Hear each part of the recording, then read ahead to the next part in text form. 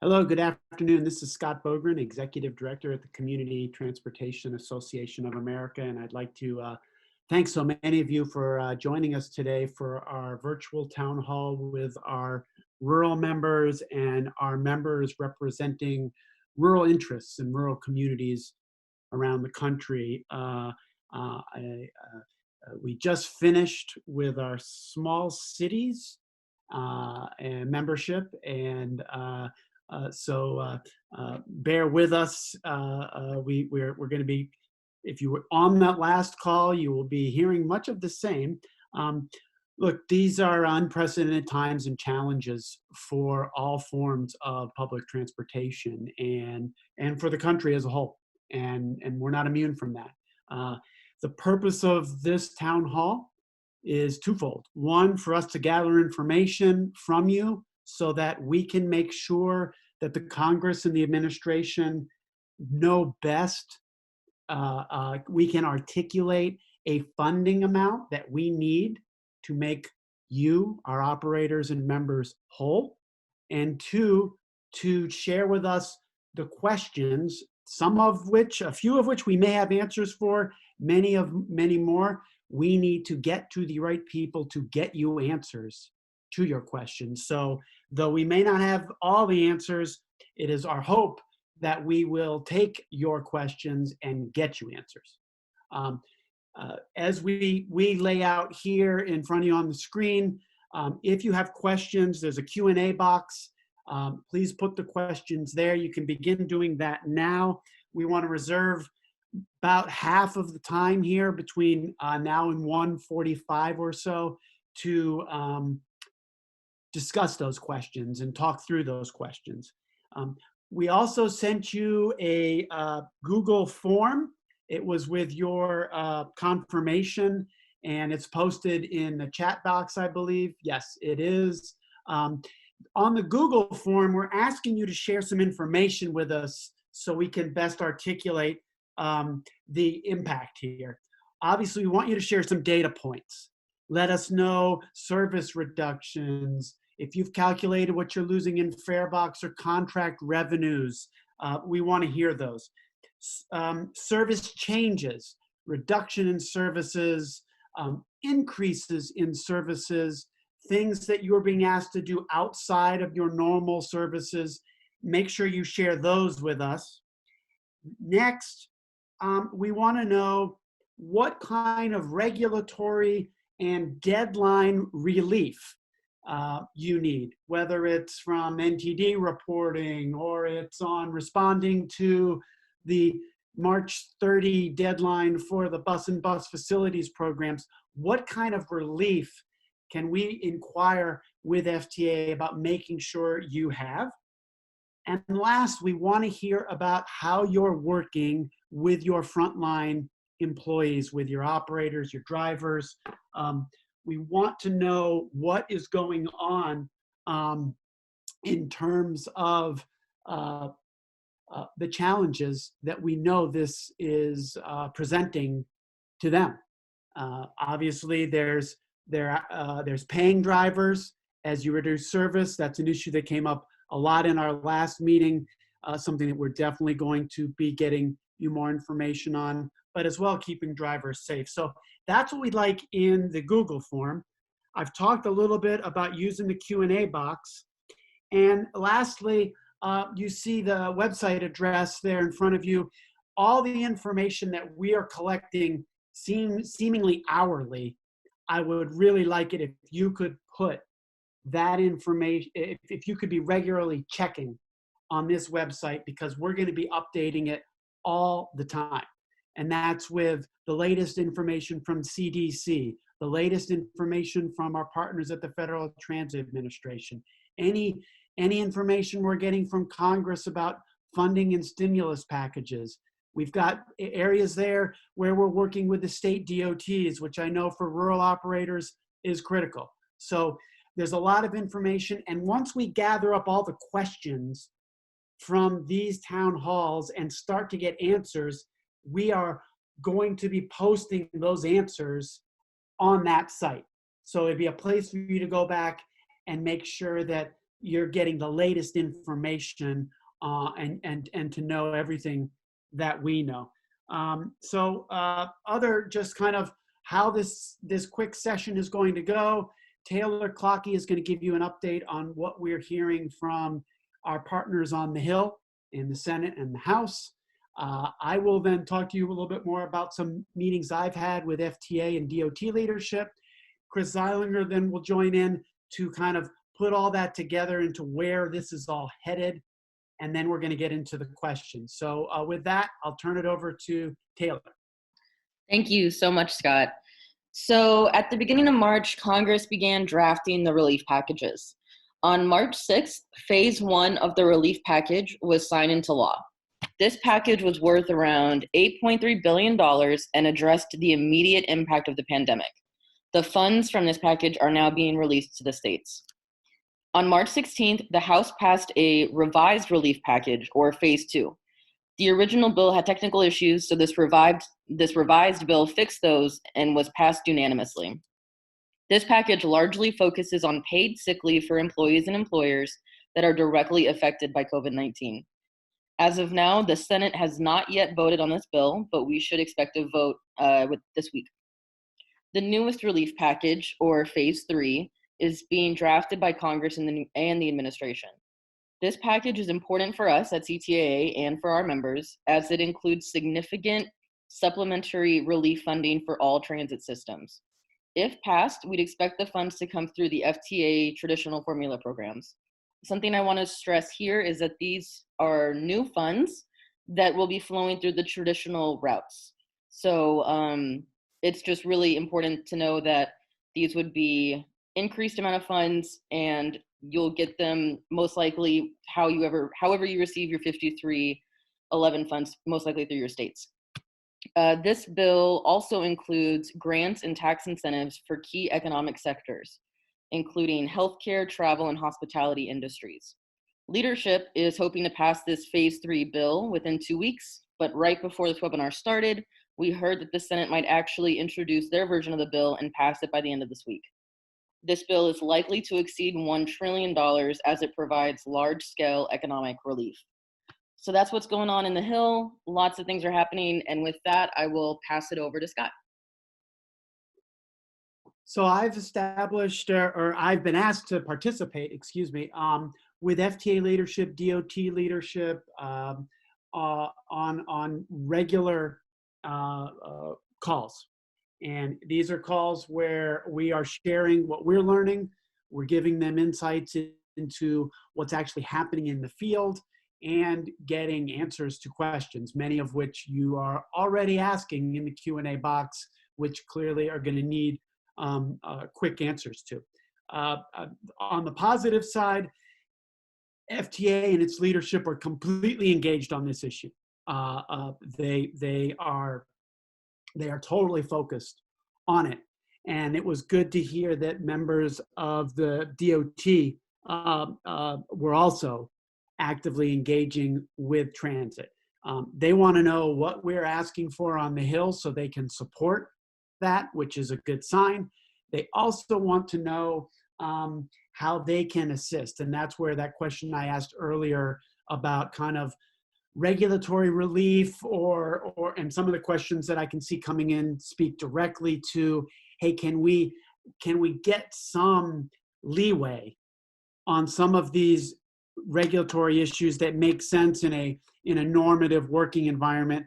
We are not in a normative working environment right now. I'm meeting again with them on Friday. I also established a member of the DOT and two folks at FTA who are our point people that will get questions answered immediately as we present them. So that's one of the clear outcomes from this call is this town hall is going to be to gather up those questions and start to get them answered. We're meeting again Friday, and I think we're going to be meeting at least twice a week for the foreseeable future. So they're engaged, and they understand that it's not business as usual. It's going to be up to us now to be able to ask for the right things and be able to get you the leeway you need so that uh, so that you can continue to serve your communities most effectively in the middle of this crisis. And with that, I'll turn it to Mr. Zeilinger. All right. Well, thank you, Scott. And I'll say that as we're working on this, and even as we're hosting this webinar, we all have the luxury and the ability, CTAA staff were to all be working from our homes, where we're able to be kind of in a safe and comforting and supportive environment with our families. And we realize that you and your employees and the people you serve don't have that luxury. But first, I'll offer a little bit of preemptive apology that if anytime during this webinar we get a little bit off kilter, that's because none of us on CTAA staff can see each other. So we're just kind of hopefully we're a well-oiled machine and responding accordingly. But anyway, to get to the matter at hand, as Taylor had said and Scott had said, the administration and Congress are working on a package of more substantive relief and stimulus and recovery from this pandemic. The ballpark figure that we keep hearing in the news media for that is $1 trillion. In case you're hoping all that's going to go to rural transit, it probably won't. I think much of that $1 trillion is going to other sectors, as Taylor had mentioned. But in all seriousness, we are looking at a concerted effort to get some relief out into the hands of communities and individuals who need that relief, pretty desperately, pretty quickly here.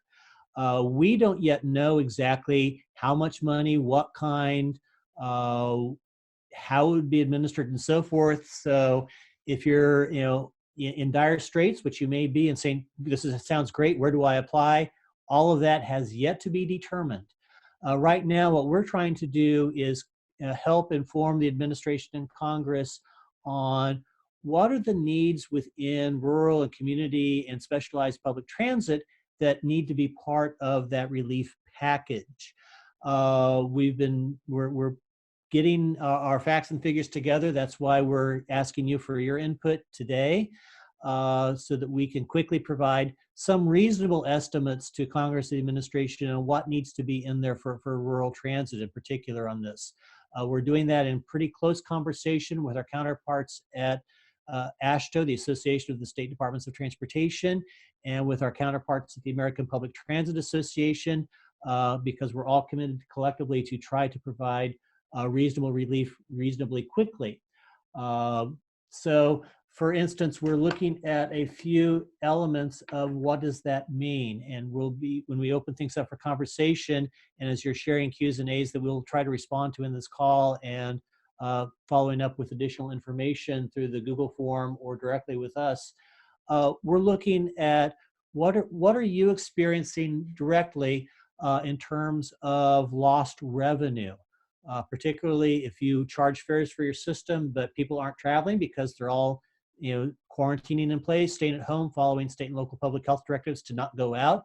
What does that mean for your fare box? Or if you're partnering up with local services that are contracting with you to provide services for senior centers, for Medicaid, for employment and training, whatever, are you looking to experience a specific loss of contract revenue? If so, we need to get a sense of what that ballpark is so that we can say, well, what does it take to make you whole? In your communities, if you are experiencing economic loss in the community that's going to affect local tax receipts as you turn to local government to make up the local share for your rural transit projects, what does that mean?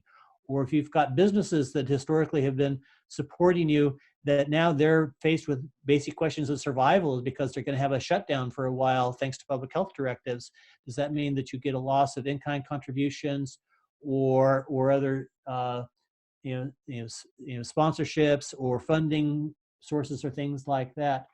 And also, all that lost revenue is one area. We're also looking at some extra costs that you're incurring. Now, right now, we are not in a position from CTAA to guarantee that your extra costs are going to be reimbursed, but we want to make sure that we get a handle on that so that there's some likelihood that additional funds, because we know we need new money in the program, for extra costs that you're incurring. So those extra costs could be extra costs that you have in cleaning and disinfecting your vehicles and your facilities and so forth. That could be extra overtime costs that you're experiencing in doing that. It could be, in many cases, we're hearing from a lot of y'all that you are providing actually, you're not cutting back service, but you're being asked to do more things. Maybe some of you might be doing home delivered meals to people that can't get out of their house, or maybe you're being asked to transport folks that would otherwise be transporting themselves, but you're the safer, more appropriate option. So to the extent we can get a handle on those extra costs, that would be wonderful. A couple other things that we're looking at to see what you're experiencing are what's happening to your own workforce. And in rural transit, I see a couple dimensions to that it would be great to have a handle on. What does this mean to you all and your peers across the country? Do you have employees that are having to take time off because either they've been exposed to the virus or they have family members that are, or are you having employees that are having to take time off because their schools are shut down and there's no one else that can be at home with their kids but them? So let's get a handle on that.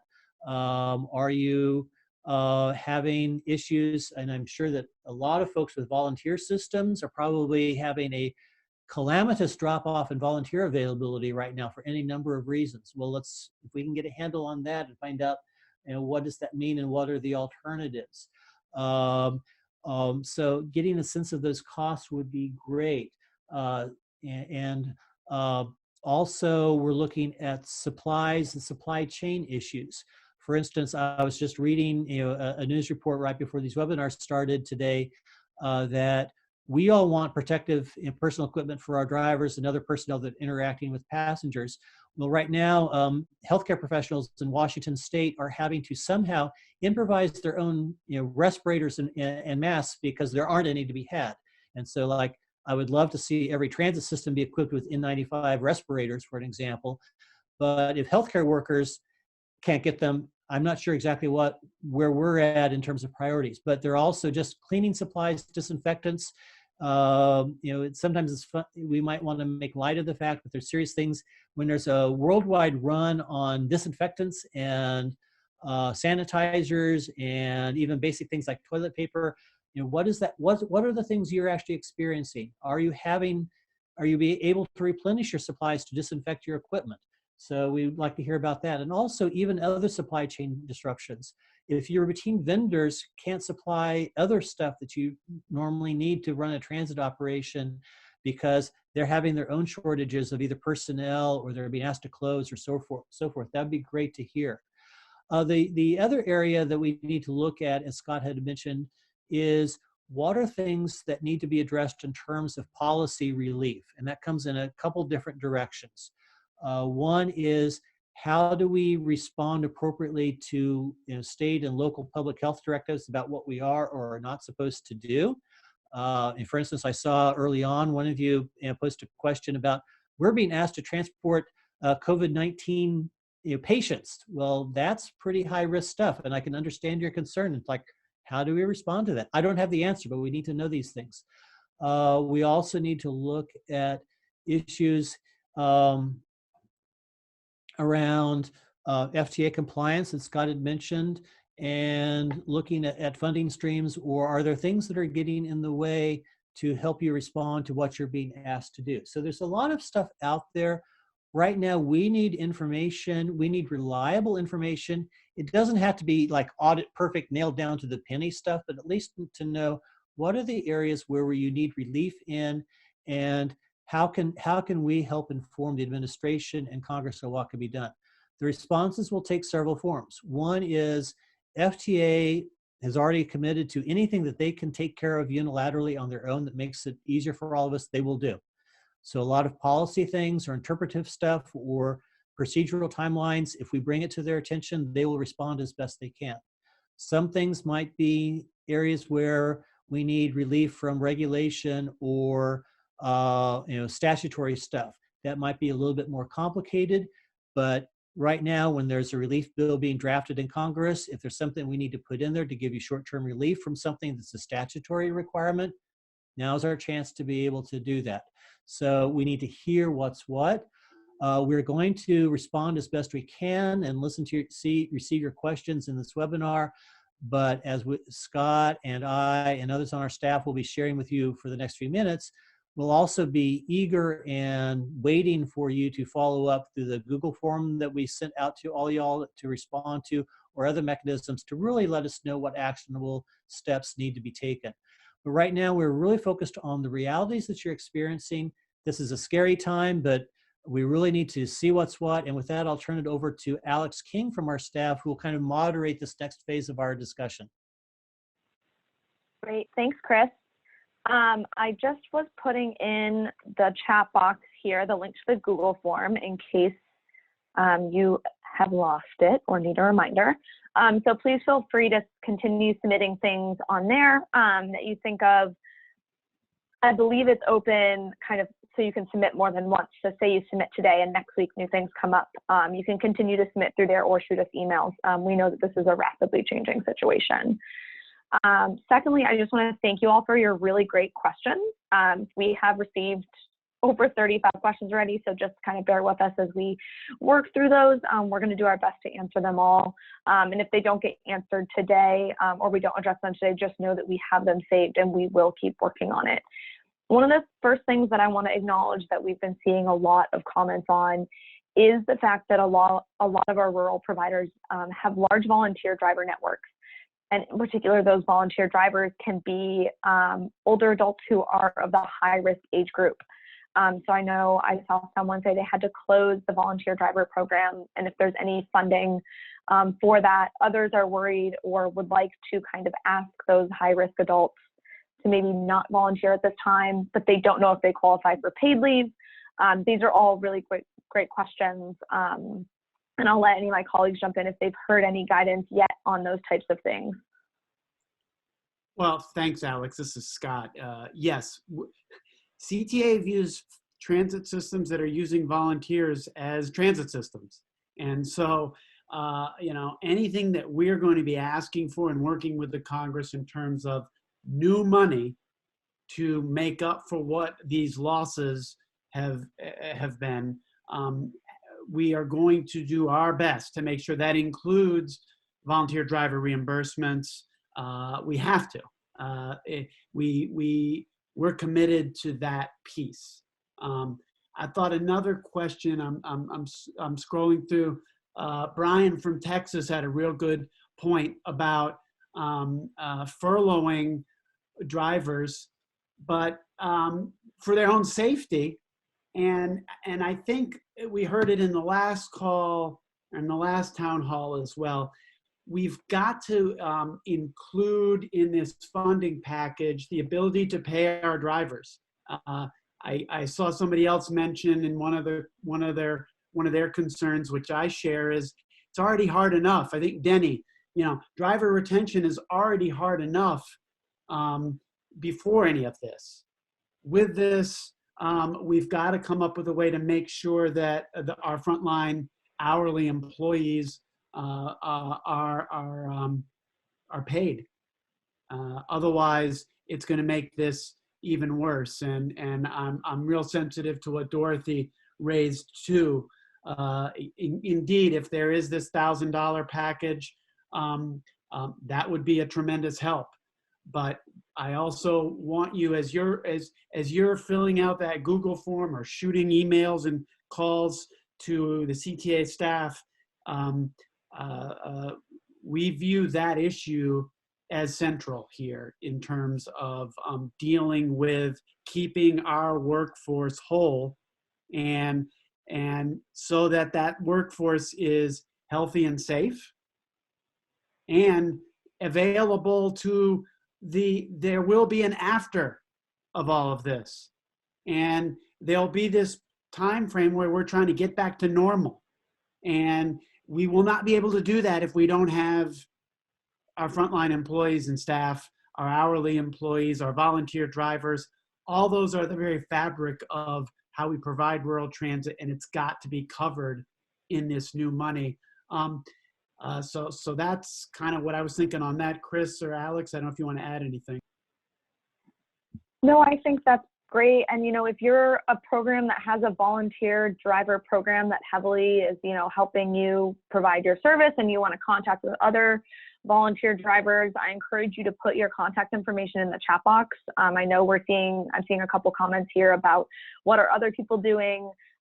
It is varying on a state-by-state, community-by-community basis. There's not really generalized recommendations at this time, but definitely keep in touch with one another to see what's going on there. Another kind of area that's come up that we did hear on our last call as well is the kind of difference in kind of changing rules and regulations, specifically around ADA regulations or denials due to individuals who seem like they're sick, or even requiring riders to wear masks if they seem sick. It's kind of that push-pull between operator safety and then also, rider rights. So I don't know. I know, Scott, we talked a little bit about this in the last one, but I don't know if you want to jump in and provide any of that same context here. Well, and I'll ask Chris to join in as well. I mean, one, I think you can require someone who is looking sick, if you've got masks and you've already kind of hit the lottery if you have masks, because a lot of systems don't have those. I think that's a reasonable request of a passenger. The bending of the rules when it comes to Title VI and ADA is something we're going to inquire with at FTA and get you some sort of definitive response on that. It's probably going to give them a lot of heartache to even try to answer that, but it's a reality. These are the questions that we're getting from the field. I don't know, Chris, you have anything? I'll just kind of echo that point, and I think that certainly those areas about how to reshape or when to deny service or how to provide transportation, that is going to be uncomfortable, but we'll probably need try to press FTA for some guidance on that, or even just underscore what would make sense to me as an individual, but I don't speak for the government, to say, if it's unsafe, don't do it. But how do you define what's safe? And I think that's a tricky thing. Several of you were asking, like, how, in that kind of context, how do I even quantify what it's costing or what my experiences are? And so I think that we really should say, let us try to wrestle with see if we can get some specific guidance out there. I will say a couple of you pointed out in terms of cost reimbursement or methodologies.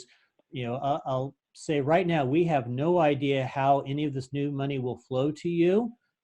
So we just don't know. No one knows, but we'll see, and we'll keep posted.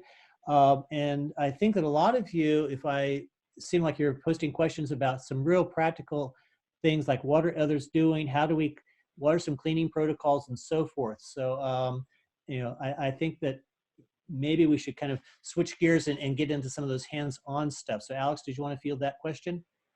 Yeah, I think that was a great point. That was exactly where I was thinking we should head next. So let me kind of see what we have here. I know one of the first questions that came in was a concern about disinfectant and certain equipment being exhausted, and about, how can we look into public transit giving priority shipments or things like that, so that way our services can continue. So just want to say thanks, Randy, for sending that in. We saw that comment. We'll make a note to FTA on that. And then just scrolling.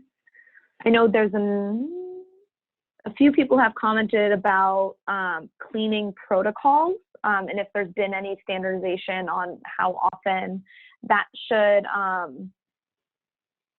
be happening. Chris and Scott, I don't know if you want to jump in with anything you've heard so far on either accessing cleaning, disinfectants, how often, things like that, or even hiring staff to assist in cleaning when you don't have the capacity.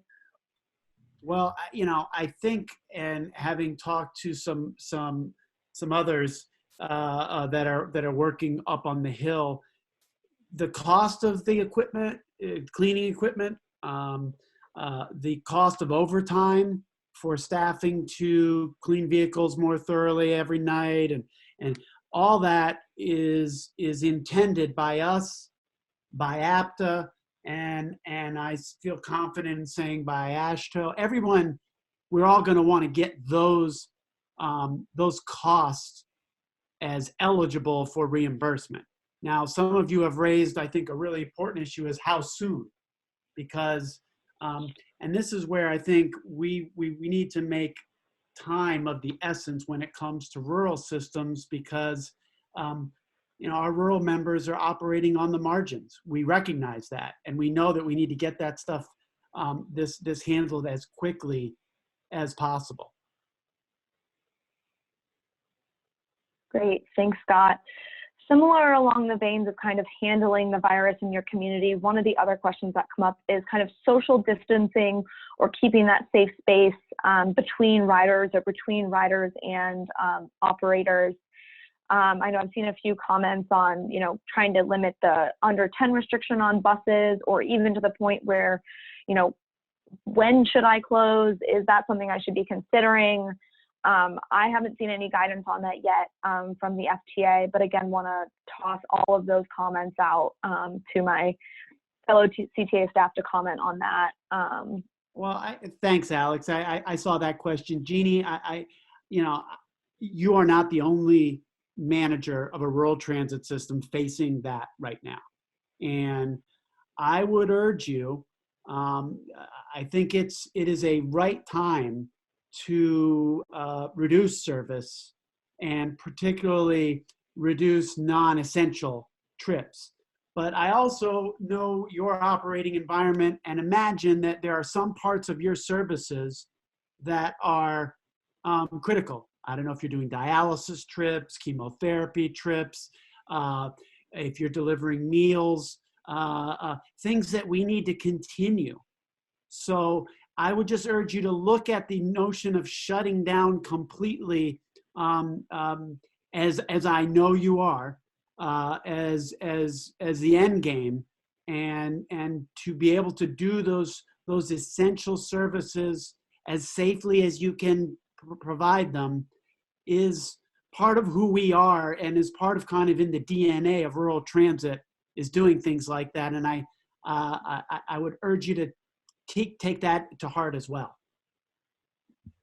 And this is Chris, and I'll chime in on that. One is a couple points here. One is on public health procedures. To the extent that we can find information on that, we'll be posting. I mean, mainly the public health community is kind of where those guidelines come from, and we'll try to have that kind of information on the CTAA website.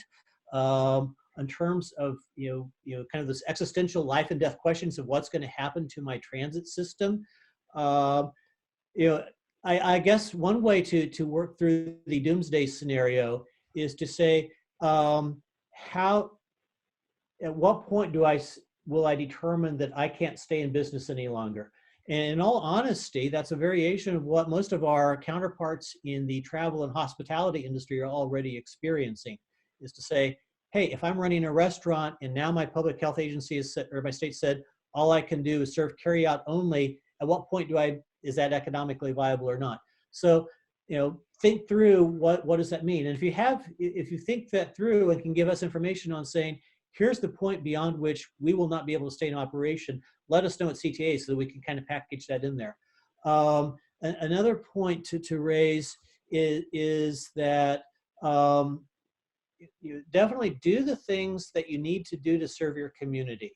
I'll say a couple points on that. One is, if you need relief from FTA provisions, I know the FTA did the bureaucratic stuff of opening their emergency relief docket for a state-managed program like 5311. I'm not quite sure exactly what that means, even though I know those rules. We'll try to get some clear guidance from FTA to the states in terms of what does that mean for you, in terms of what you can ask for or document. One small point, and I know a lot of folks in rural transit do this a lot of time, is meal delivery or other services where I'm not transporting people, but I'm trying to connect people and things like food. 5310, 5311 already allows for incidental meal delivery as an allowable activity.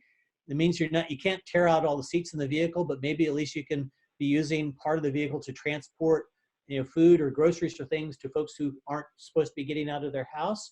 We'll try to get some clarity from FTA on that as one kind of easy step. But a lot of that stuff is going to require, us to kind of help FTA communicate what's what. In other regulatory relief, again, we need to basically say what do we need and how can we quantify what's needed on that. We've seen some interesting practices in terms of fixed route public transit, in terms of how the concept of social distancing is being accommodated. And if we can get some practices out to share with you all on that, we will again do so through the website. Great, thanks, Chris. One of the other areas that has come up is around the emergency relief docket. I'm trying to find the question here as I'm scrolling. And how to complete and submit that, or what happens when your area is under a state of emergency. I don't have specific information on that, but we'll make sure to track down an answer to that. And I just wanted to make sure to let you know that we had seen that question. One of the other areas we have seen questions on is relief of specific contracting requirements or drug and alcohol testing if facilities aren't available. I know we touched on this a bit in the last webinar, but again, Chris and Scott, I'll let you jump in on that. Well, yeah, I think if there's anything that's an obvious one in rural America, it's that. And we will be talking to FTA about giving us that flexibility from that set of regulations. I mean, there's so many reasons why right now, but let's including they may not even be open. So there's just a lot of reasons why that seems like an obvious one that will be high on our list to get you more information on. And this is Chris, and I'm thinking of that, and also seeing some great questions that Mr. or Ms. or whomever anonymous attendee is posting. I love the anonymous questions; they're great. But if you find yourself doing things, be sure that you're documenting what the issue actually is. And in preemptive stuff, like for instance, if we're going to have a shortage of drug testing facilities, that's going to affect our ability to comply with the rule. That should be a relatively straightforward thing for FT to deal with. Similarly, as was raised earlier in this session, if you're basically kind of rationing your transit service and basically prioritizing certain customer groups or certain types of trips, that probably makes a lot of sense, but be sure to document what you're going to do. Not that the FTA lawyers are going to come out and chase you down on a Title VI civil rights violation, but document what you do. A final point I want to raise on documentation is if you are doing things because you need to do them that are different from how your business as usual, be sure to document what you're doing, what it's costing, what you're putting out there in terms of miles or hours of service, people being affected, and so forth. You may get reimbursed. Again, we don't know how this new package of recovery or relief money is going to work. One of my fears, and I'll say this is probably a well-founded fear, is that this may end up being handled in some respects the way that disaster relief assistance is handled, where reimbursement, if it happens, will happen months or years down the road. We need immediately relief now and not run through the traditional FEMA-style mechanism. But we exactly don't really know what's going to be happening. But if you're doing stuff, be sure to document it. And I'll point out that the formula funds will flow pretty much regardless of what your actual ridership is. If you remember some of the wonky webinars I've done with CTAA in the past where I talk about FTA's funding formulas, FTA does not give you money based on how many people you transport. It's really based on your population that you serve. And so your state may have a ridership-based mechanism to get those funds in your hands, but loss of ridership will affect what you're doing, but it doesn't need to jeopardize your business. But if your state does business a certain way where if ridership goes down, you're going to lose formula funds through your state DOT, we need to hear that so that we at least can respond accordingly. But mainly want to emphasize that if there's things, DOT requirements that we can clarify how they apply in these times, we need to know. Thanks, Chris. We have, a few more minutes for questions. And one of the other things that came up is around using vehicles to help deliver meals, prescriptions, things like that. I know that kind of has been a topic of discussion, and how to use funds for that, or how to measure that. So Scott and Chris, I'll let you jump in and kind of also make a point on the importance of tracking data points. Well, yeah, we're looking to get clarity from FTA on the ability to do that. I think many rural communities are going to be seeing folks that are already isolated become more so, and they might not be getting to the senior center for the congregate meal. We need to be able to be part of the solution on that. I know, Taylor, if I'm not mistaken, you had some conversations with a member of Congress, a pretty important one, the head of the Appropriations Committee, yesterday with our board member, Robert, and some of these issues came up, if you wouldn't mind adding in. Yeah, definitely. So we spoke about the senior centers and how they're closing, and how the senior centers are really the last place for these populations to receive meals. And so what we're trying to do is work with the Labor and Health and Human Services Appropriations Committee to increase funding for the Meals on Wheels program, in an effort to have some of that funding flow also to the transit systems that are providing that service. I think another question that I saw, Chris, maybe if you want to help me address it, but Charles Carr from Mississippi asked about operating assistance for 5310 subrecipients. Charles, we intend to ask for a part of this appropriation, for lack of a better word, but part of this stimulus funding to go directly to 5310, and given FTA's current looking at moving as much as they can to allowing for operating assistance, I think that is going to be certainly included in what we ask for. I haven't gotten all the details yet from what APTA exactly is asking for, but my assumption is they'll be lockstep with us on that.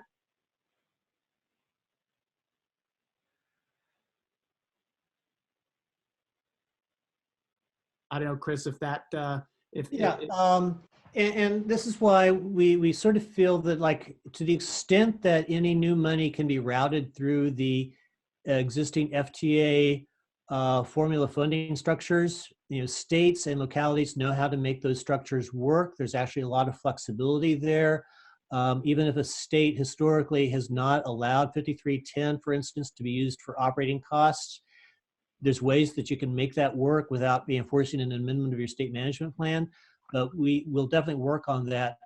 A number of other things, related to that, especially back to the delivery question, is to basically be sure you're tracking what you're doing in terms of hours and miles in particular. One of many folks' fears in both urban and rural transit is that because people are just doing less, more people are kind of, staying in place, staying at home, whatever their circumstances are, or don't have, their jobs aren't happening right now, their schools are closed, whatever, is that a lot of our traditional transit metrics might be going down. But, I would hope that FTA would agree with me that if you're using a rural transit vehicle to do meal delivery to people who can't get out of their house as an incidental part of what you're doing to serve your community, the vehicle miles that you track in that should be reported as part of your NTD reporting when you can do that.